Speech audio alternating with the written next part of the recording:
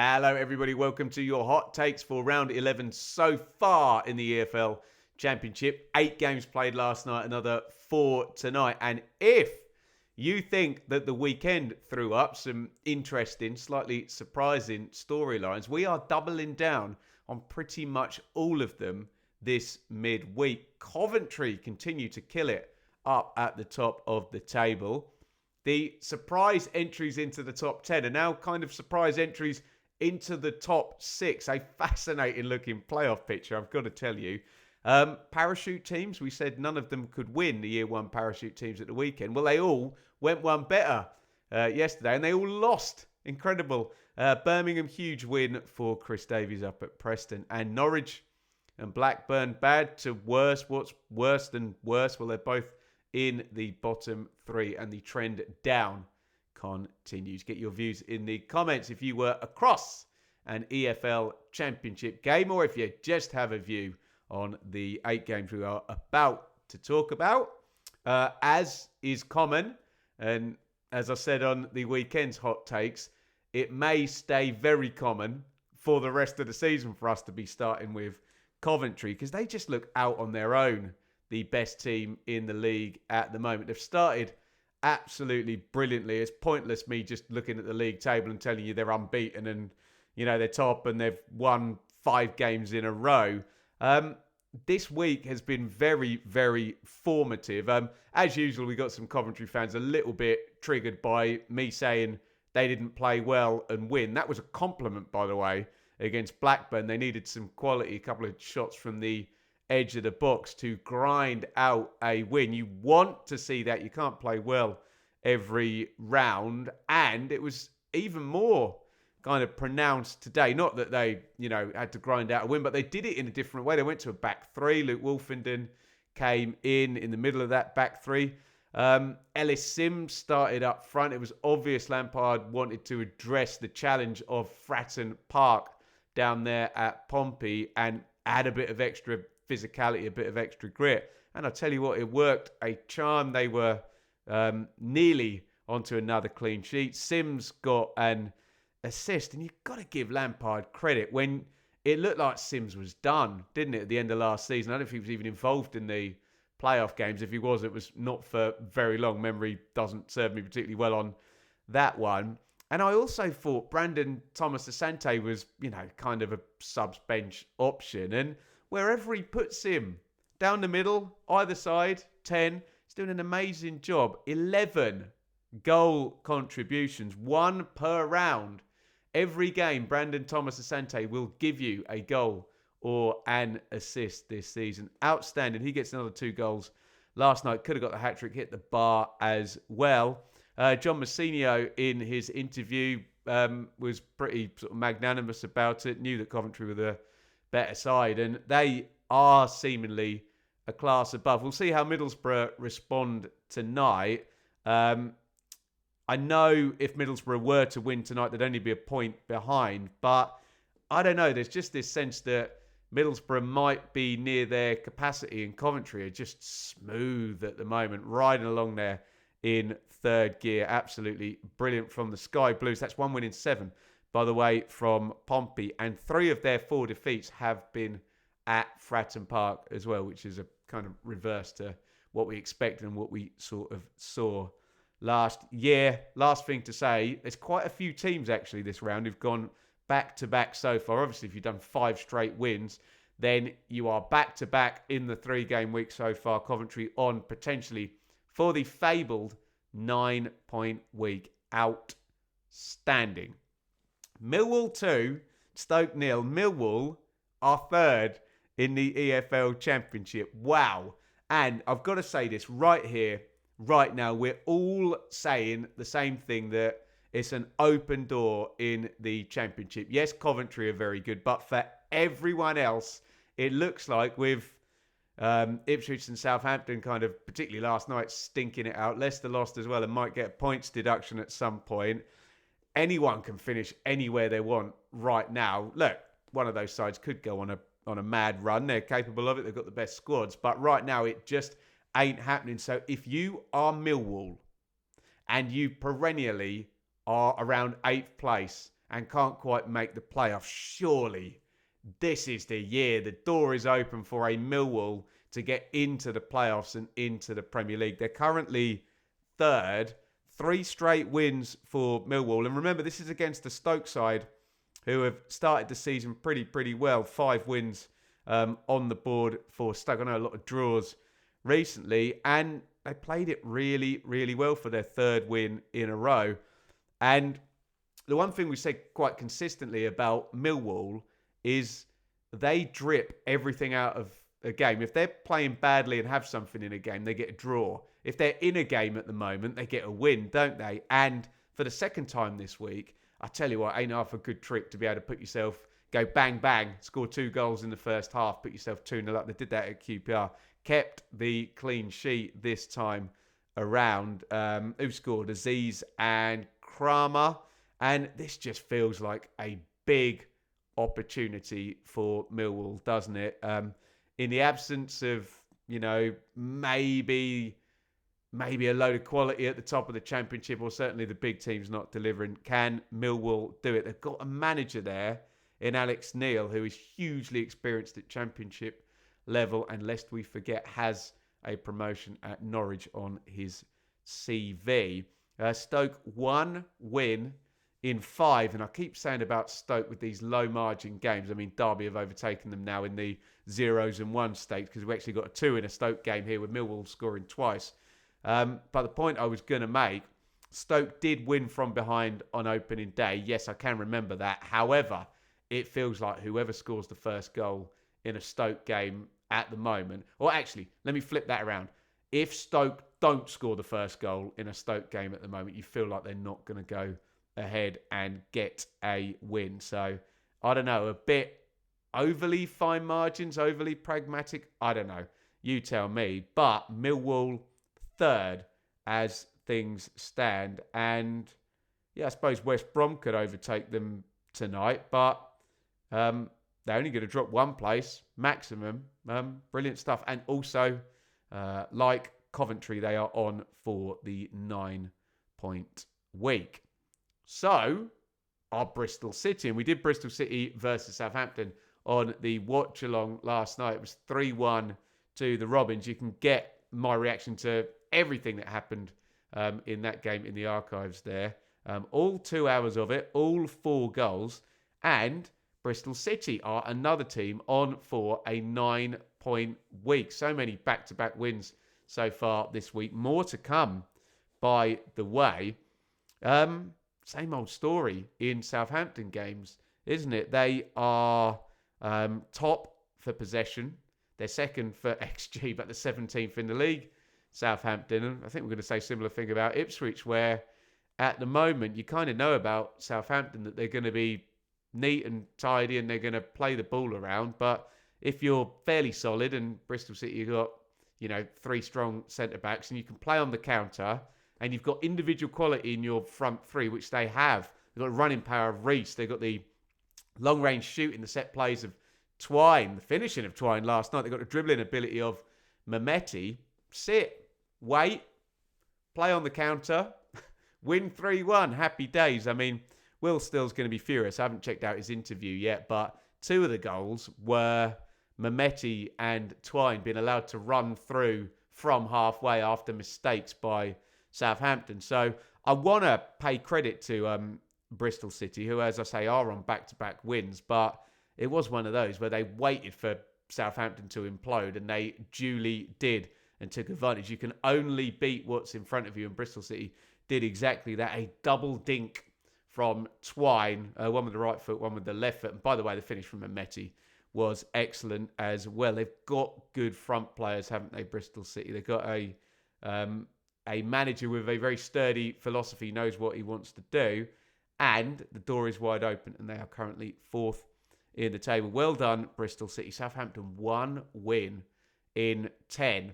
And perhaps Will Still, I don't know, do eyes get taken off him by other managers struggling? I don't know if it works like that. I'm sure the Southampton fans won't care whether other managers are struggling, but yeah, really not working. And we say a lot of times when you get these situations where the underlying data says, oh, okay, it's going to be okay. It's going to right itself. That doesn't always happen. Sometimes it does, and you just hang in there and you're patient. Really young manager, you know, but 10 games, 11 games into his tenure at Southampton, it is not going well. Bristol City 3, Saints 1.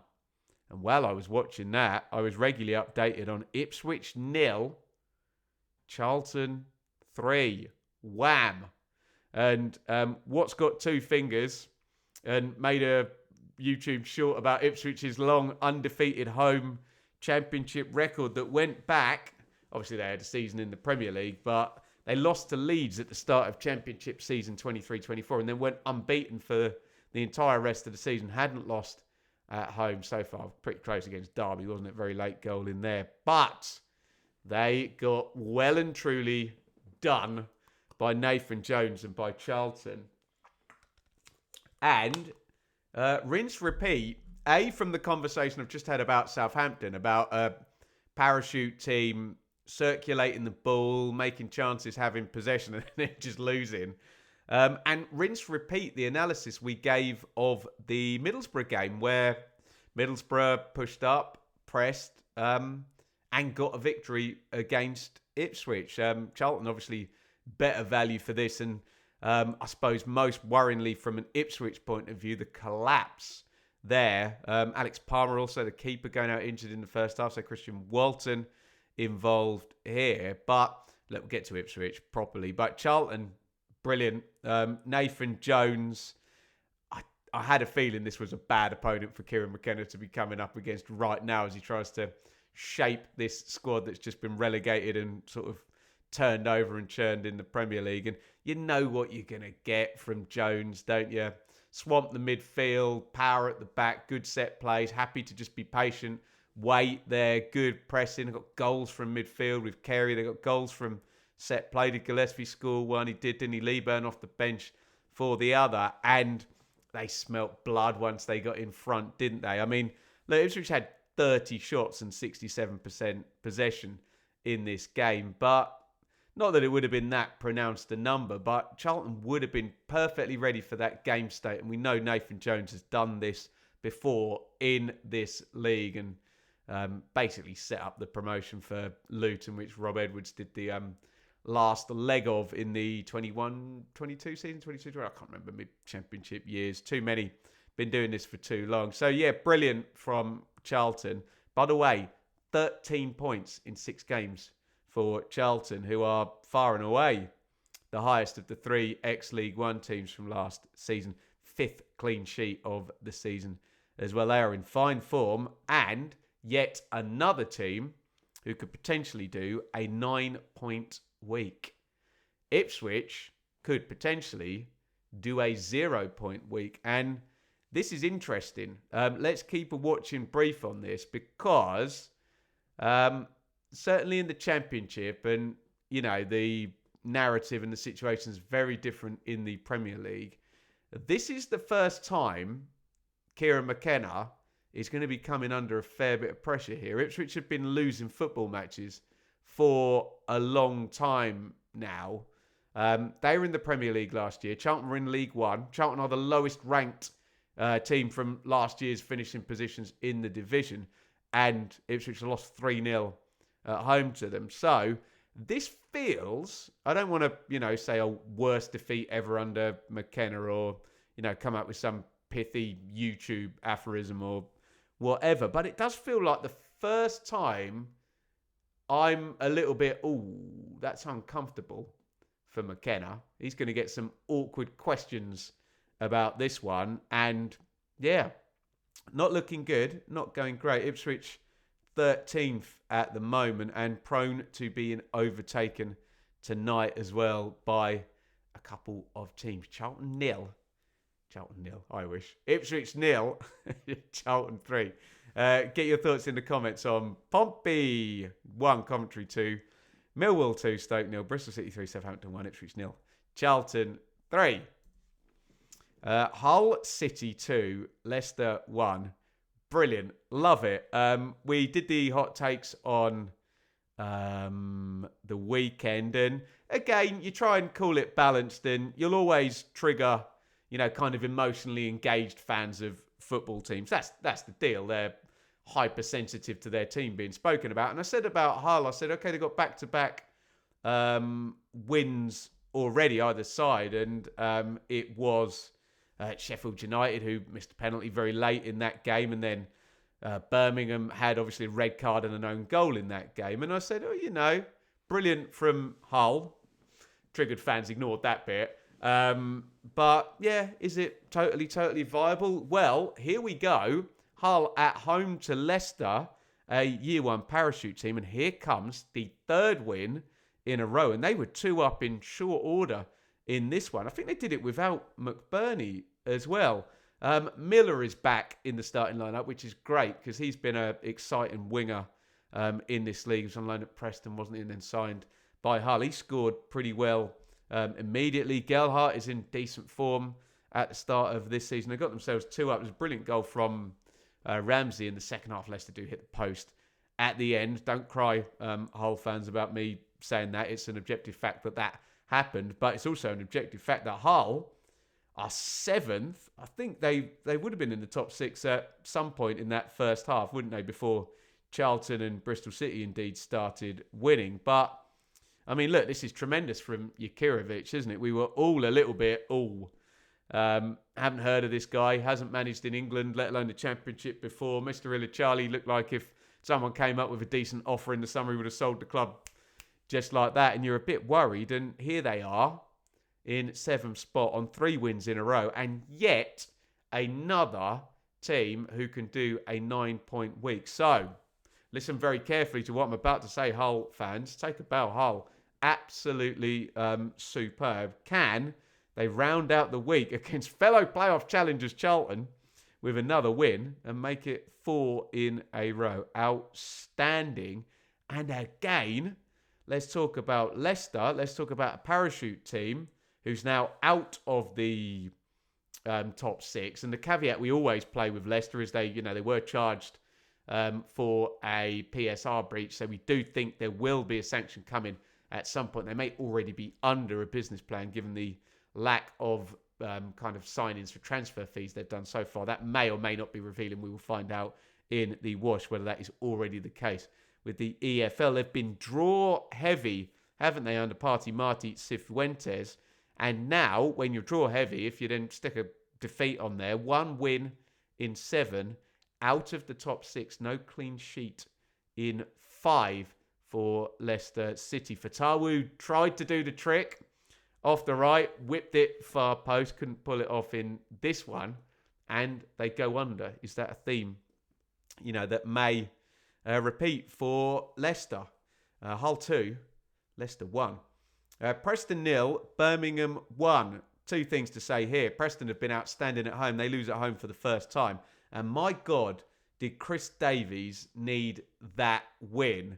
I don't know. Maybe even more than the parachute teams. The expectation at Birmingham is giant this season. And it hadn't been a good run for Birmingham. It's the first win in 5. It's also the first clean sheet in 5. I mean, they've been fairly low margin, Birmingham, in all of their last games. They've all either been draws or decided by 1 goal the last 4. They lost 3 at Coventry. A, they had a man sent off, and B, everyone's losing to Coventry at the moment. And then, there's a 1-0 win and a 1-0 defeat and a 1-0 win and a 2-1 win and, that 1-1 draw against Ipswich at the start of the season. So it feels like Birmingham are close to being able to put a really good run on the board if, obviously, those fine margins and those tight games swing in their favour. And I suppose this show of resilience to go away to Preston, can you do it at Preston on a cold, autumn, rainy night and win with a set play? Neumann, I think, comes in off his shoulders. Great cross, by the way, Cochrane. But yeah, really good win for Birmingham. And Chris Davies, I watch all his post-match interviews. I try and watch all of the managers' post-match interviews to try and be as good at this YouTubing gig as I possibly can. And he's always very level and he's always very positive, even when they don't win, and they haven't been winning recently. But you could see weight off his shoulders here in this one. Preston, first home defeat of the season, back back-to-back defeats. So Preston could be on for a 0-point week. And given the manoeuvrings in the top half of the Championship table, they now drop to 10th when I got used to them being 4th. But look, it is massively tight. There's more games tonight. And yeah, we do this a lot, don't we? 4th, 19 points. Preston in 10th, 16 points. And it often stays that way right through until, close to Christmas, doesn't it? And the halfway mark. Derby 1, Norwich 0. It's pretty depressing talking about Norwich at the moment. I've got to say, my man, Jack Reeve over on Talk Norwich City is doing a fantastic job of, I can maybe add the wider view here, but the emotion and the passion that Jack talks with, check out his review of this one. Another defeat for Norwich. I mean, since the 1st of March, so this is 23 games. This is half a Championship season. That is a big sample size. This club, okay, 2 different divisions, 2 different managers. Norwich have played 23. They've scored 18 points and won 4 games in half a season. Okay, so not only is that relegation form over half a season of EFL Championship football, that is abject relegation form. That is 36 points across the season. You're relegated by Easter, aren't you, if you're going to be grabbing 36 points? Normally need around 45, around that mark to survive. I know we've had a couple of high tide seasons, but yeah, Norwich, 4 straight defeats. They've been losing all their home games. They picked up some points away, hadn't they? But, the idea they're a bit lucky at Stoke and a bit lucky at Coventry, wasn't it? Who had tons and tons of shots. And Liam Manning feels beyond beleaguered now. You can see the journalists really asking the hard questions. And what else can Liam do? He's got to come out and back himself an answer. But, yeah, something behind the eyes where, I don't know. Would anyone be surprised if we saw a corner flag tweeted by Norwich in the next day or two? Or, maybe at the end of this 3-game week? Have they got the weekend? Norwich, Swansea. Is that away as well? Yeah. It's not going to be fun, is it? Although at least Swansea play tonight, so get an extra day's rest. But yeah, Norwich terrible. Anyway, Derby fans are probably going to be like, shut up, Ben, about Norwich. Derby won a game. Yes, they did. First win and clean sheet in 6. And we know John Eustace is, in the main, built on being solid and tough to beat and clean sheets. Right, Derby are going to replace Stoke as my binary team here. So 1-0 win, 1-0 defeat, 1-1 draw, 1-1 draw, 1-1 draw, 1-0 defeat, 1-0 win. Can you score 2 in a Derby game? Nobody can. Since Ipswich 2, Derby 2 at Portman Road. And it's shaping up all right, isn't it? Ozo gets the goal here. Agyemang is now starting. I think he got the assist, didn't he? He's now starting and getting involved, and he was the high-ticket transfer, wasn't he, in the summer? Morris was scoring the goals earlier. So it looks like, and I'm sure Eustace will be quite keen, just keep throwing this 11 out, or the majority of this 11 out on the pitch. Build it, build the team spirit, build the solidity, and hopefully move up the table. Derby 18th, but yeah, prone 2 teams below them. Well, play tonight. They play each other, Wrexham and Oxford. And yeah, what about Norwich? Are we going to see a corner flag tweeted from the Norwich City Twitter any time soon? Finally, Blackburn 1, Sheffield United 3. Blades, it's turning, isn't it? 3 wins in 5 now. Outside the bottom 3, back-to-back wins. Another team on for the perfect 9-point week. We'll see if anyone else can join that club tonight. There is so many, isn't it? Sheffield United are alongside, we've already mentioned Hull, haven't we? Charlton, Bristol City, Millwall and Coventry. We could get a lot of 9-point weeks. They're quite rare. It's very hard to do, but we could get a few teams do it. Sheffield United, one of them, came from behind in this one. Ohashi gave Blackburn the lead, and then who scored? Samare, Burrows, Campbell got the 3rd goal, if I'm not misremembering the watch-along from last night, where I was getting goals thrown at me left and right. And speaking of goals, we said Sheffield United, they can't score in the proverbial you-know-what. It had been 4 in 10 games, hadn't it? And they've scored 3 in 1 game here. So have they broken the seal there, opened the floodgates, use whatever football cliche you like? But finally, Sheffield United able to score more than 1 goal in a game. As I said on Sunday's Hot Takes, they've done well to get 2 wins out of 4 goals so far. But now, 3 wins out of 7 goals, moving in the right direction. And you know what Wilder's like with that kind of effervescence and charisma. He can take a team on a winning run now. And now they're outside the bottom 3. Maybe a climb is coming for Sheffield United. I mean, Blackburn are only trending in one direction, aren't they? 4 defeats in 5, 7 defeats for the season, and only Sheffield United, with that horrendous start under Ruben Sayers, have lost more games than Blackburn. And Blackburn and Norwich are really on the biggest descent currently in the EFL Championship. There you go. There is our round 11 hot takes so far. Coventry, are they just out front as the guys who are going to just crusade to the title this season? Looks like it at the moment, doesn't it? You tell me. We'll get a response from Middlesbrough tonight, won't we?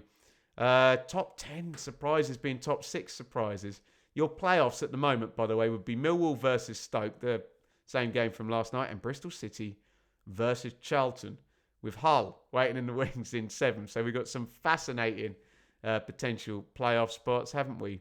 The parachute teams are, and I'm going to say atrocious, given the dominance normally of these year 1 sides that have 5x more TV money coming in and just brilliant squads compared to everyone else and cheat code players. They are not getting it done. Leicester, 8th. Ipswich, 13th. Southampton, 17th. At time of recording. What a weight off Chris Davies' shoulders at Birmingham and Norwich and Blackburn. I'm not sure we'll see a corner flag from Blackburn. Will we see one from Norwich? Let me know your thoughts down there in the comments. I will be back on the watch along tonight. In fact, we'll link that up there. It is Sheffield Wednesday versus Middlesbrough. Middlesbrough looking to respond at the top of the table. And the great Sam Parkin will be back with me tomorrow. 3-game week. Weekend predictions coming for round 12.